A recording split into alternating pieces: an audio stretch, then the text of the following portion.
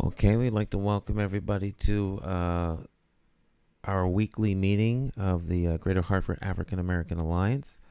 And we are taking an opportunity to share a conversation that we are having with several of the candidates running this year over the last couple of weeks and for the next 2 weeks. And so we welcome the public who are joining us. And as part of our meeting, part of the President's Report, we're doing our Voices of the Community. This morning, we're going to be joined by two special guests. Our first one is Mary Sanders. She is running for the U.S. House of Representatives in the 1st District, and she is joining us now.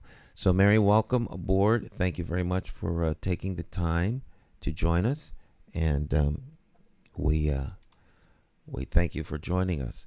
Tell us a little bit about yourself, why you're running, what your vision is, and after that, I'll open the floor up to our membership to ask questions that you may have. Welcome.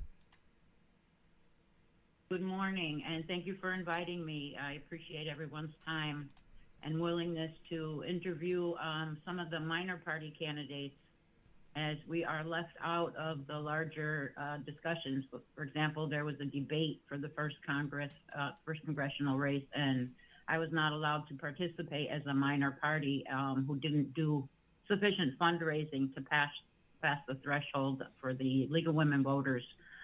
So about myself, I'm born and raised in New Britain, and I've been living in Hartford for almost 30 years. Moved here in the 90s, and have always lived in the South End. Right now I'm on Preston Street. I was on Standish Street for a long time. So my two youngest children grew up in Hartford. I went to South Middle School and when I first moved here, and then went on to Capital Community College and college after that. My background is one of social services. I worked in nonprofits all my life, except for 3 years in the New Britain school system as a school secretary. But I've always worked primarily around meeting basic needs and workforce development. I was at the YWCA in New Britain for 9 years and created a lot of training programs. I finished off my career 20 years at the Spanish-speaking Center of New Britain, running a very busy food pantry, adult education classes, workforce training, helping people start business. We've had a lot of partnerships with the colleges and other entities to bring training to our participants, not only Spanish speaking, but anyone who wanted to open a small business, primarily focused on minority entrepreneurs. So since I moved to Hartford, I've been a little bit involved in the political scene. I ran for Hartford City Council a few years ago, and I ran for state rep 2 years ago against John Fonfara. These past couple years, I've gotten more involved in national committees and paying attention more to national politics. And I decided to join the Green Party 6 years ago. Totally frustrated with both major parties about the direction we were headed in, and realizing that, I hate to use the word false choice, it's kind of a cliche, but with the two major parties, I have a lot of concerns about, they're not addressing the needs of the communities. They are not concerned about climate change as they need to be. And we spend way too much money on war and domination. So I'm a peace activist. I've been an activist for probably 30, 40 years, out on the street protesting one thing or another. And I think that's probably, I have 4 children and 8 grandchildren. And when people ask me why I'm running, I say because I want my 8 grandchildren to have a better world. I want them to have a planet with livable air, water, green spaces, and we don't seem to be headed in that direction. Less and less of that is happening. And also with the military, I am really concerned about all the weapons we're sending to all these countries around the world. I think we should be focused on humanitarian aid and development versus war. So I will leave the rest of the time for questions, and happy to answer anything that you want to throw at me. All right. Um, the floor is open for questions from our members.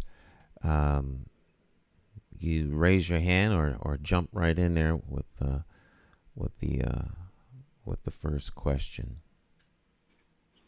Hi, Mary. I'm in the car, but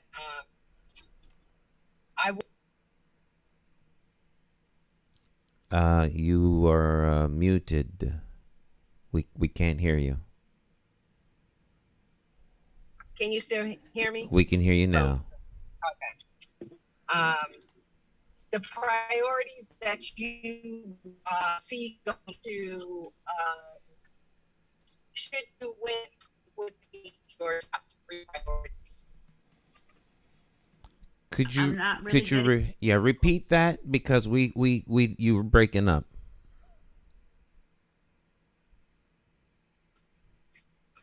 What are your top 3 priorities? What do you see as the major issues that need to be addressed as in Congress as a congressperson? Well, I mean, there are so many issues to address, but I think the most pressing, I mean, people are experiencing all kind of problems. The Green Party is advocating for universal health care for everyone. They call it Medicare for all now. So obviously our health system needs to be overhauled. But none of those other things matter if we don't have a livable planet, or if we are on the point of nuclear war. We're building new nuclear weapons. We're sending weapons to everyone around the world. So I would say my first 2 priorities would be downsizing the military budget and encouraging diplomatic relations with countries versus adversarial ones, and addressing the climate crisis. Because if those 2 things are not addressed immediately, nothing else matters. Making sure people have their basic needs met would be my 3rd priority. Making sure people have affordable and accessible housing, making sure people have adequate health care, making sure people have access to good schools. It's not fair the way schools are funded now. I know that's a state issue, but I think there needs to be more direction at the federal level. There needs to be a lot of things happening at the federal level as far as updating guidelines around, the Food and Drug Administration, the FCC, all these departments are operating under guidelines that many of them were written in the 90s, and they're not realistic for today's needs. So I would say there needs to be, more accountability at the federal level. There's so much waste and fraud and duplication that, I mean, I always say that I'm a social progressive or social liberal, but a fiscal moderate, because I would never ask anyone to pay more taxes with all the waste, fraud, and duplication that's going. I know if I had a lot of money, I sure as heck wouldn't want it to go to those areas. So there needs to be a lot more oversight. I think with the 2 major parties and the way elections are and campaigns are run, it's all about fear mongering. So that kind of forces us to choose the lesser of 2 evils. Because I don't really see a lot of difference between the 2 major parties in a lot of the issues. It's all money driven and aggressive, and they are not really listening to folks in the communities and finding out what their needs are. So I would demand more accountability, more accessibility to our elected leaders' ears. They need to be around not only during political campaigns, but all year. They need to be out there with the communities and really see what's going on. Our elected officials' offices are all filled with millionaires, and we need to get money out of politics. We need to get some people in there that really understand struggles. I grew up in the projects in New Britain and worked in nonprofits all my life, so I don't have a lot of money now. I'm struggling like everyone else. So we need to make sure people's basic needs are met, especially people that are aging. They talk about the Social Security system. They say, oh, if you vote for the Republicans, they're going to cut that.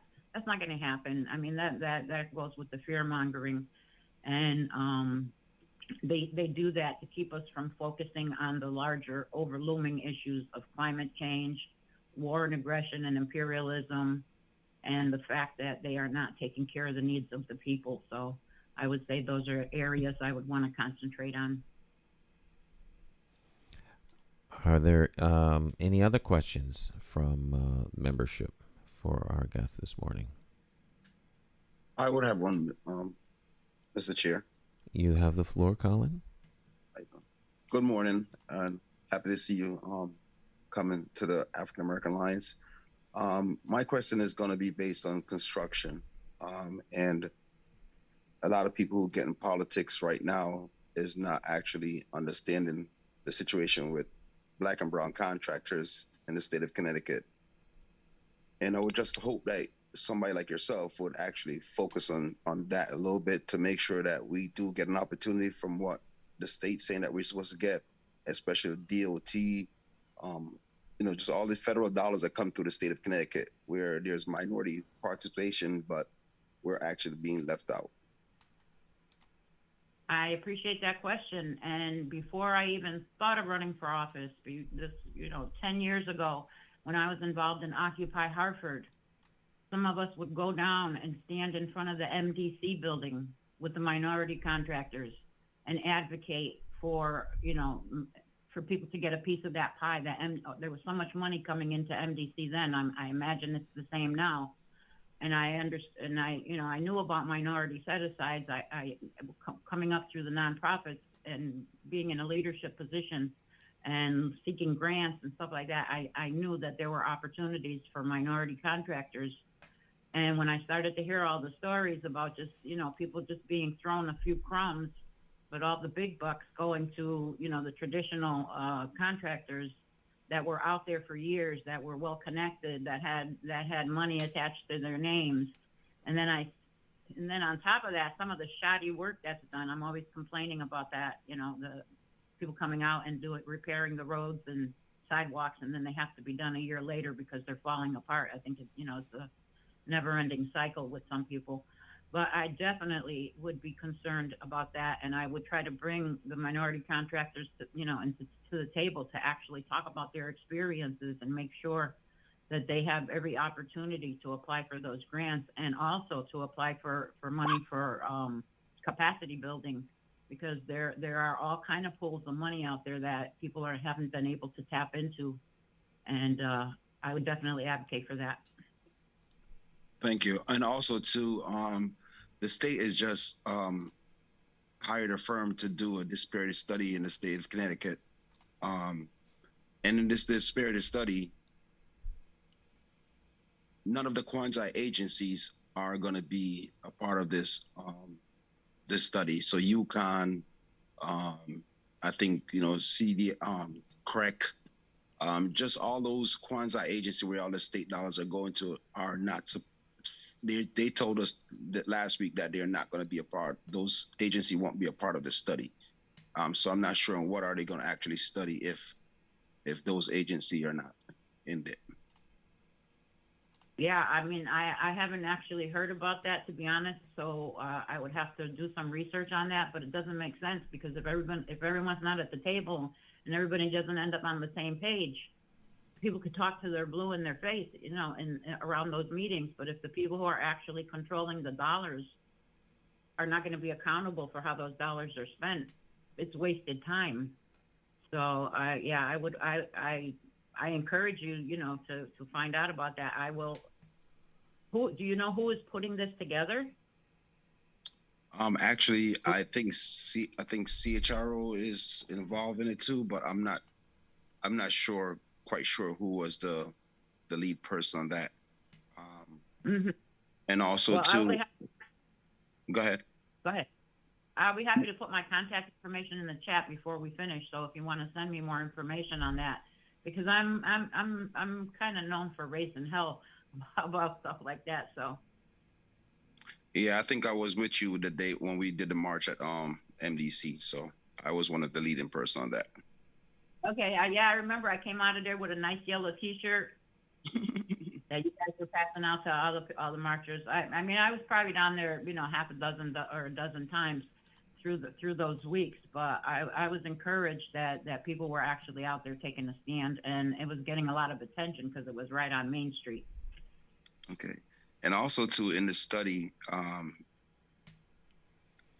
just going to say it, there is not a LGBTQ if I'm saying the initials wrong or whatever, but there is not a certification in the state of Connecticut for that group, but they're now in the study. So I'm not sure if how is it that you don't have a certification, but they're going to be involved in the study, and if that does go through, how do you identify a person that is gay or not? I mean, just how do you certify that person, and how do you prove that that person is that? Because this is just another way of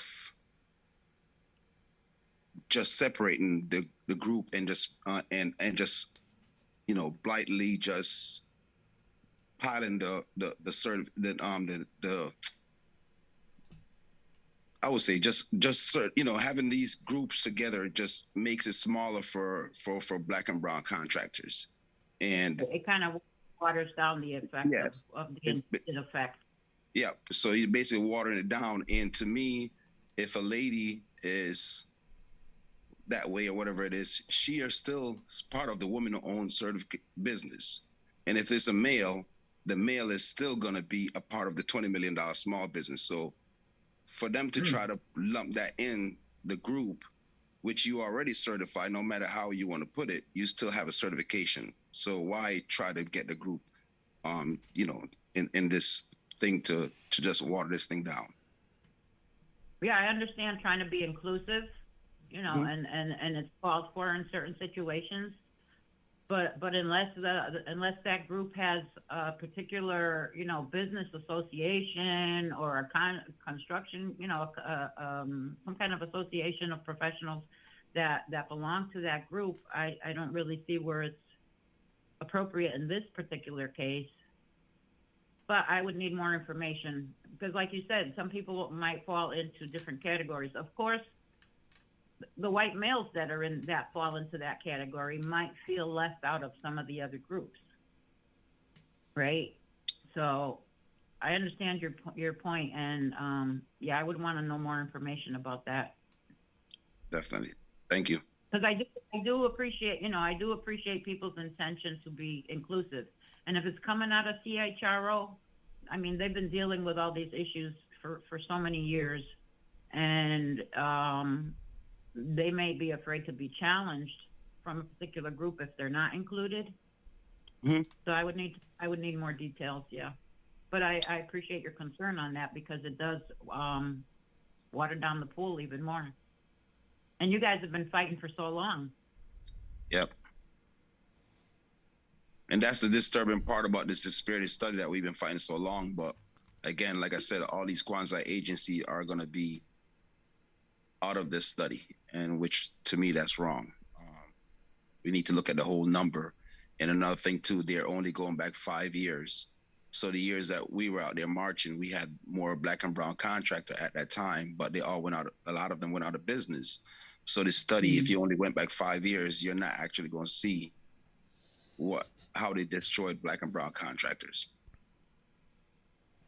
agreed. Oh, Thank you. okay. Are there any others? We still have about 6 minutes left before we're joined by our 11:30 guest. So we still have some time for questions for our guest. The floor is open. If there are no questions, I can talk about some of the other things I've been involved in. That'll be fine. The floor is yours. Um, well, I've been a member of the New Britain NAACP since the 80s. And I remember getting involved in different things with them, going out and looking at police brutality and lack of accountability in policing in Bristol to start with. And then I started seeing the patterns and I started realizing what was going on. So, I mean, I've been out there on the streets at Weathersfield Police Department, Bristol Police Department, New Britain Police Department, Hartford Police Department, and just this is another area, criminal justice reform that I've been involved in. Probably 10 or 11 years ago, I got involved with going up to the Capitol and wrote some draft legislation around the Alvin Penn Racial Profiling Act. I was pulled into that by a couple other activists that were working on it, and we met with Glenn Cassis over at the African American Affairs Commission and looked at how the Alvin Penn Racial Profiling Act wasn't being, there was no accountability and oversight regarding that law, because the law was on the books, but it wasn't being enforced. There was a law that said that police officers needed to write a particular report when they stopped drivers, and it was not being done. And the police departments around the state were probably 75% of them out of compliance.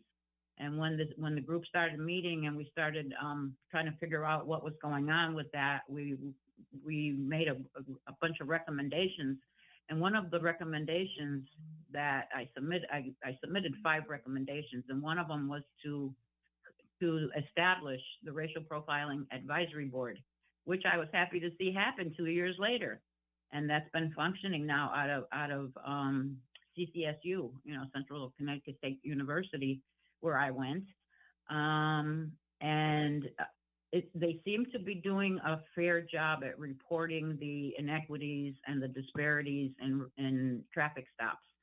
More work needs to be done around that, but that's one of the things that I feel I had a part in making be successful.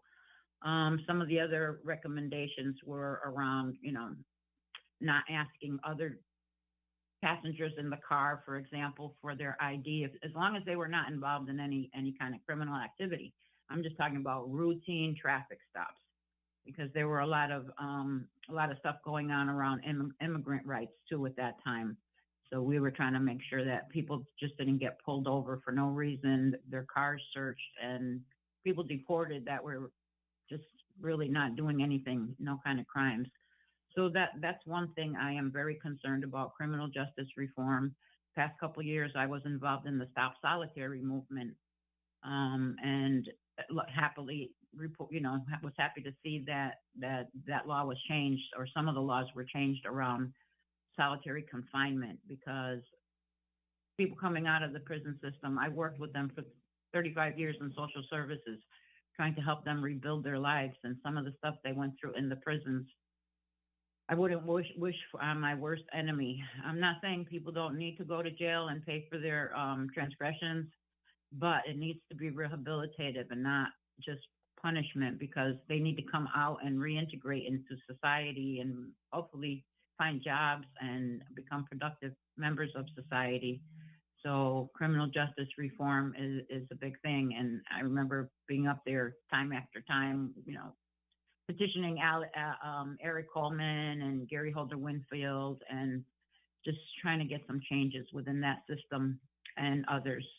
Another thing is welfare reform. I was involved in a study when Connecticut did the 5-year limit on benefits to single parents. And Connecticut has one of the most regressive welfare reform laws in the state. In the nation. The national limit is 5 years to get assistance, but Connecticut whittled that down to 1.5 years, and if you're lucky, another 6 months or another year extension.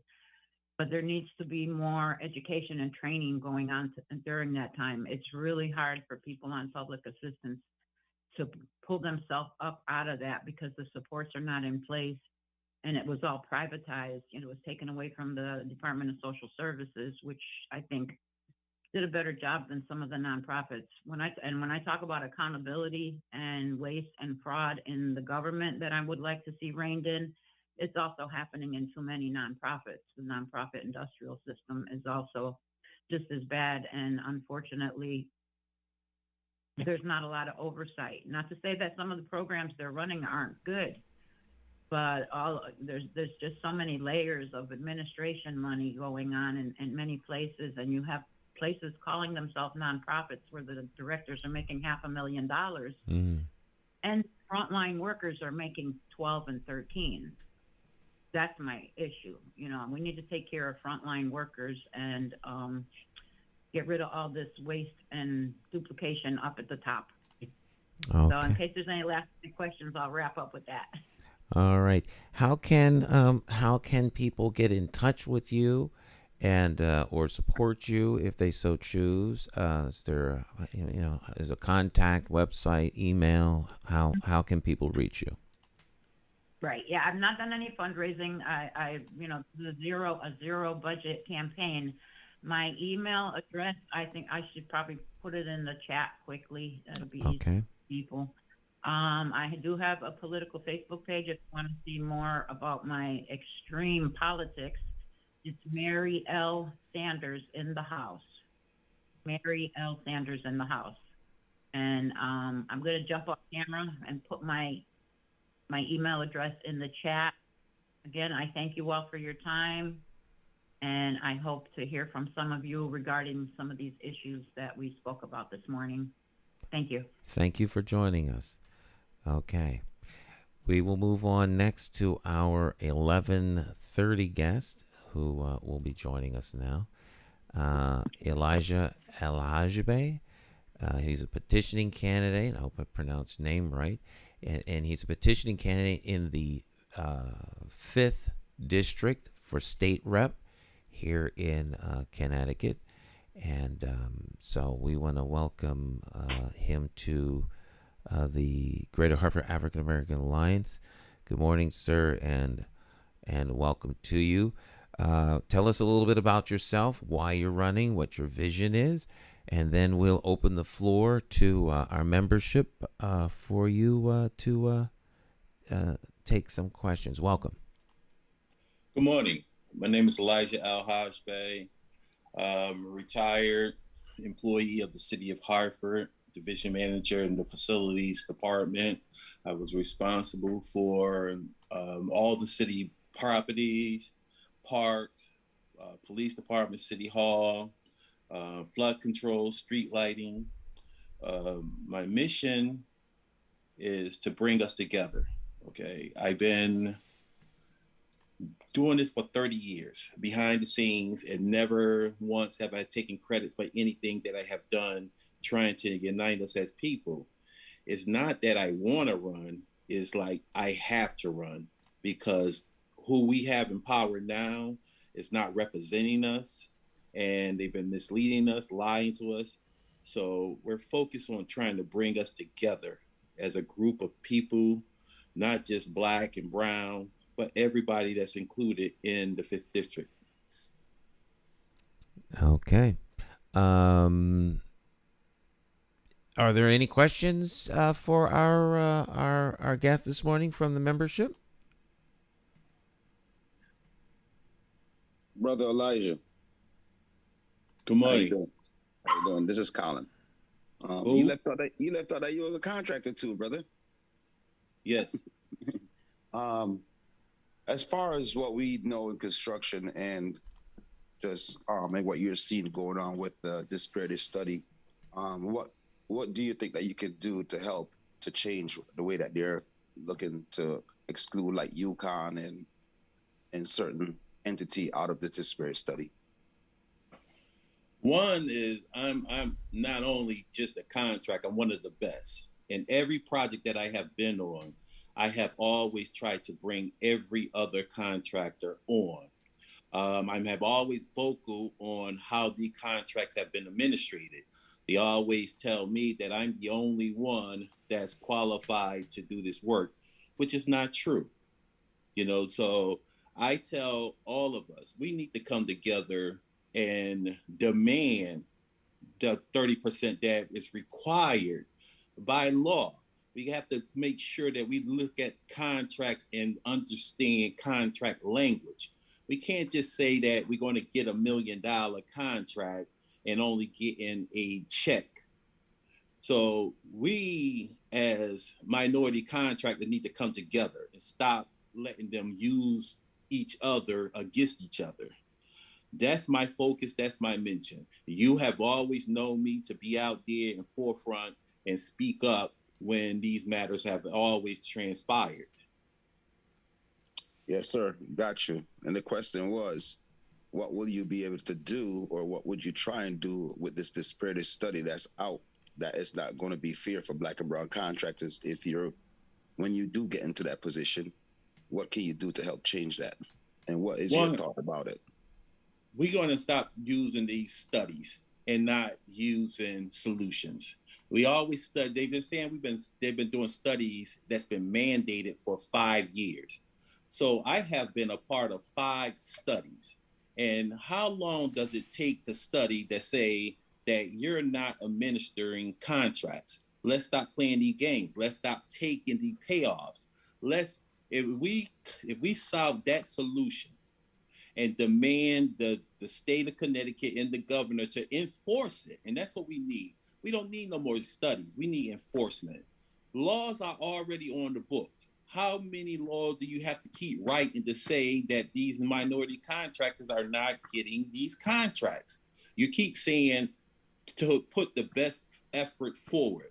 That's a lie, and it's been a lie from day one. And we need to stop that. Just for instance, the Hilton hotel contract came out, and they said, this is what we're going to set aside for minority contractors.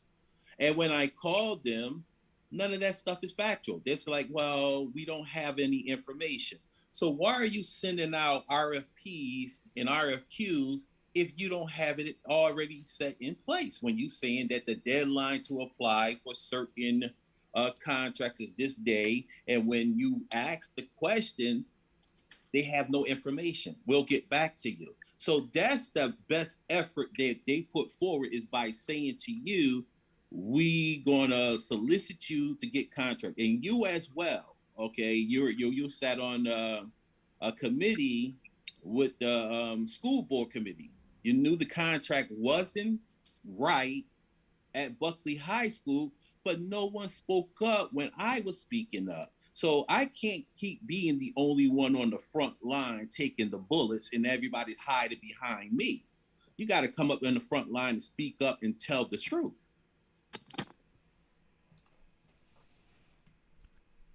Okay. Are there any other questions for our visiting candidate running for state representative in the 5th district?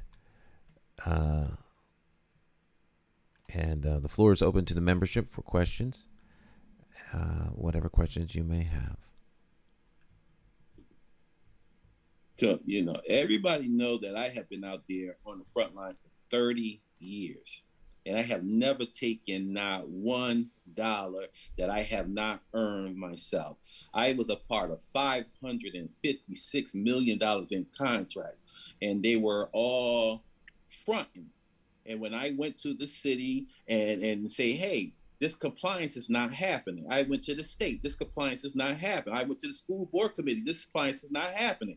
What is going on? But I'm the only one that seemed to be speaking up, speaking out for everyone. And everyone know that I have never taken a penny that I haven't earned. Well, I have a question relative to contracting. It seems as though enforcement is the major issue. And what kind of legislation would you consider or propose be done at the state level to make sure that construction, oversight and enforcement is put into place in municipalities, particularly here in Hartford and Windsor, Bloomfield area? Well, I can tell you this, in just one term, I'm not a politician, and I don't apologize for what I say and do.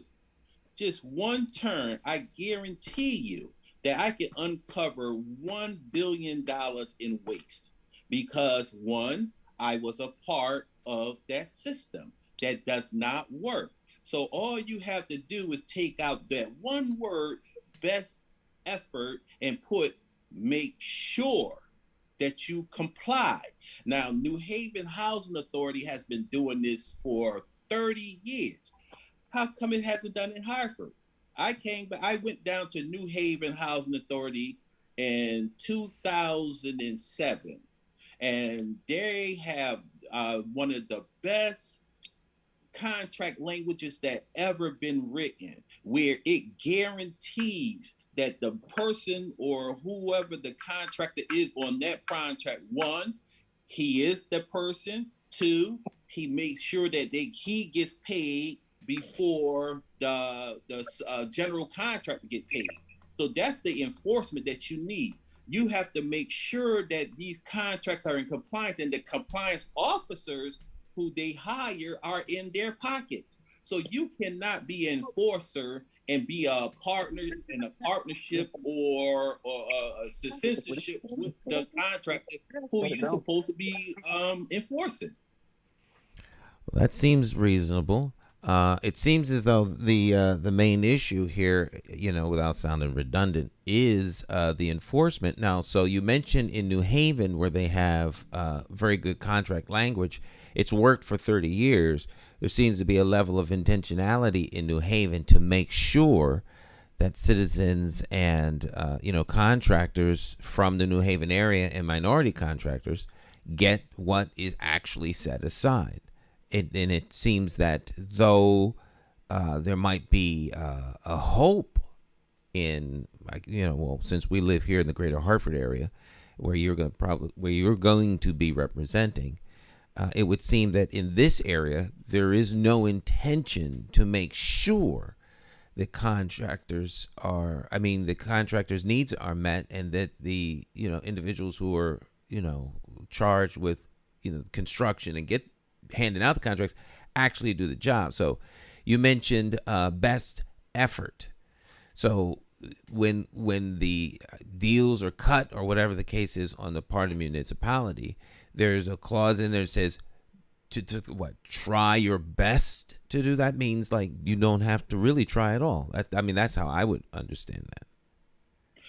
Well, when I was 22 years old, mm-hmm. and I carried this city on my back by myself. Not one person who came forward to say, "Hey, this man is telling the truth. He's speaking up for us. We are a group. We are united." Everybody ran for cover, saying, "Oh, well, I have a family too. I can't be involved in that." But you put me up there. I was a child doing man's work. I did it successfully by myself because I stand by my truth. I will die by my truth. I'm not here to just get a paycheck. I'm not here to just try to get recognition. I have not received one recognition in 30 years.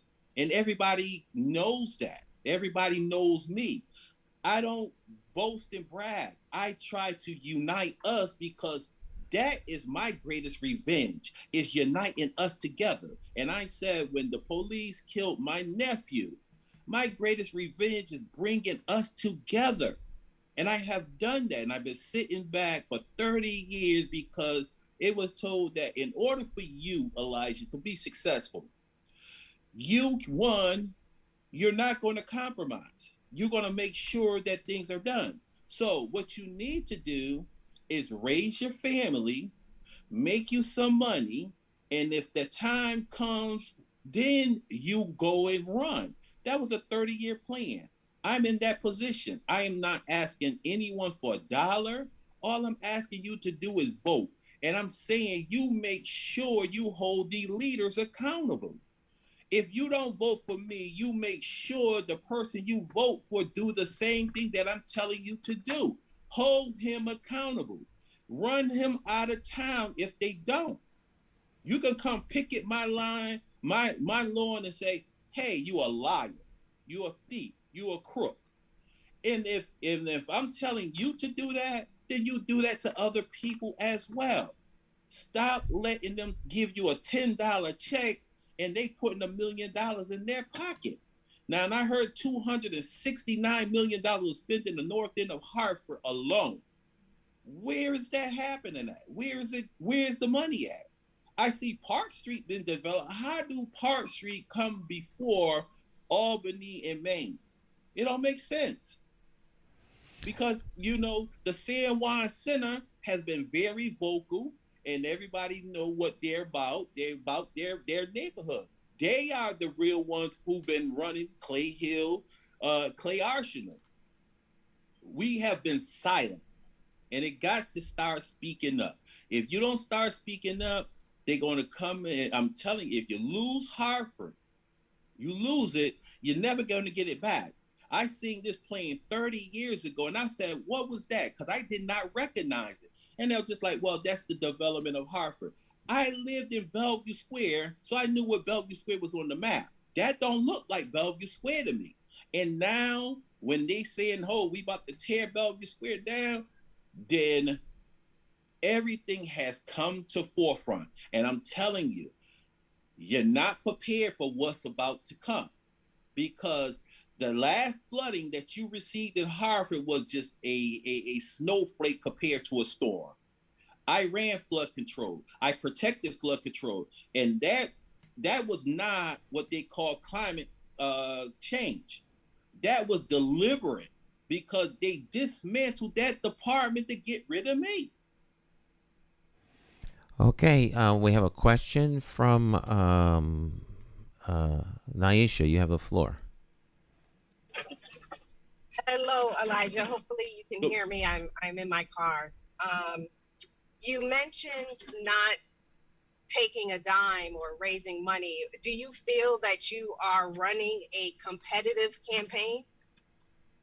No, the people who are running has been put up there for other people and other entities. Like Miriam Khan, I trusted her. I believed in her when she stood up there and saying that she is the first Muslim lady, and what that means is bringing integrity to the forefront. I have given her information about the judicial system, which is corrupt. Okay. So when you come back to me, and I said to her, all I need you to do is ask two questions. One is what this constituent is saying is true. And two, what do he need to do? I fought Windsor Federal Savings for 11 years. Okay. They saying that, oh, he owed us $25,000.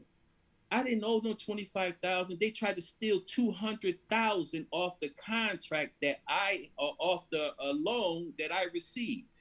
Okay, and they took $1.5 million of what they call a pre-remedy judgment, meaning that we're gonna hold this money until the the suit is finalized, and then we will release everything else.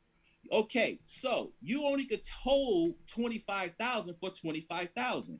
How do you take 1.5 million? It don't make sense. It don't make logic. Okay, and because you had corrupt judges behind it. So I speak up and I speak out about this. And if it's happening to me, I know it's happening to you. Elijah, that's a great all great points, and the passion is there for why you're running. But what is your strategy to win? My strategy to win is just come to you and tell you the truth and tell you what's going on, how we can come together. We got to save the youth. We can't keep running out here saying this is a wild child. That wild child is one of us. So we got to bring in our youth. We got to come together, the West Indian community, the Black community, the Puerto Rican community. We can't keep going on different fronts. We have to come together as one and start demanding. We can't start negotiating in different corners. There's 4 corners in the contract. Those 4 corners have to come together as one. Angela, you have the floor. Yes, good afternoon, Mr. El-Hajj-Bey. Just a quick question with the recent redistricting of the 5th district. I was wondering what your priorities are as it relates to North Hartford versus Windsor versus South Windsor, and where should we expect, should you be elected, your efforts would be placed? The redistricting was done deliberately to exclude the North End of Hartford. And that was done by, and intentionally done by Leo Canty. He was the Democratic Town Committee in Windsor.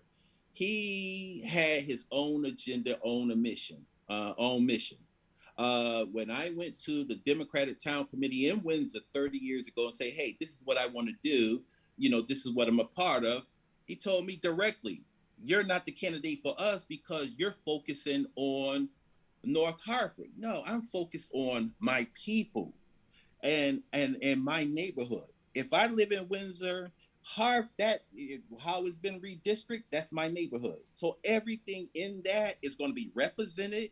It ain't going to be no color lines. It's going to be, I'm going to make this the premier district in Connecticut as example for each and every other city to follow.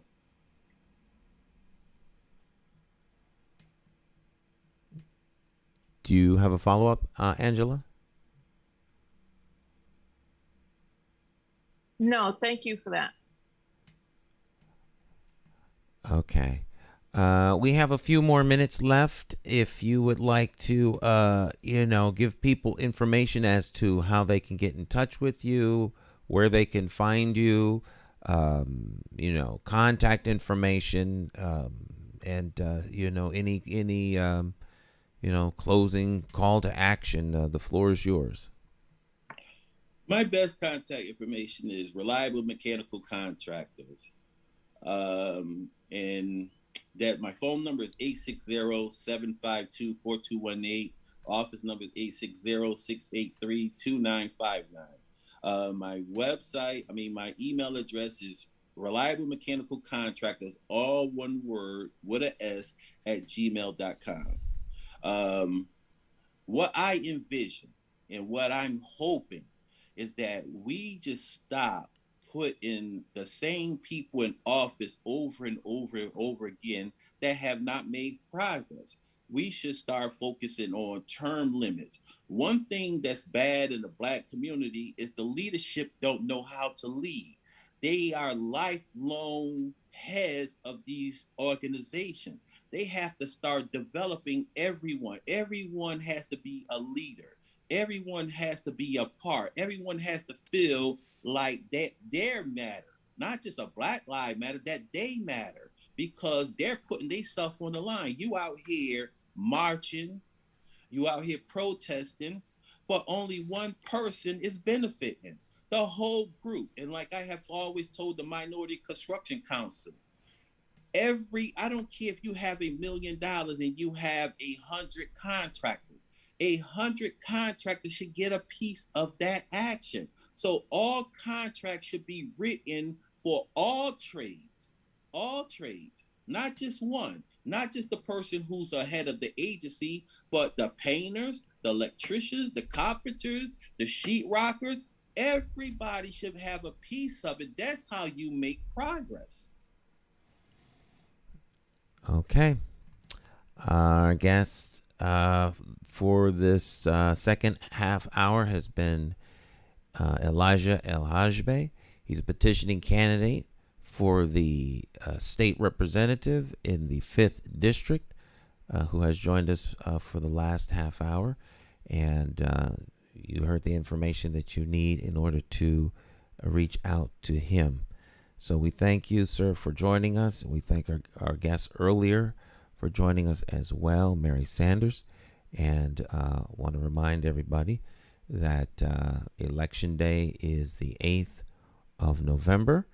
And go to the polls. Make sure you cast your vote accordingly. We thank you very much for taking time out of your schedule to join us this morning. And thank you. We will see you all next time.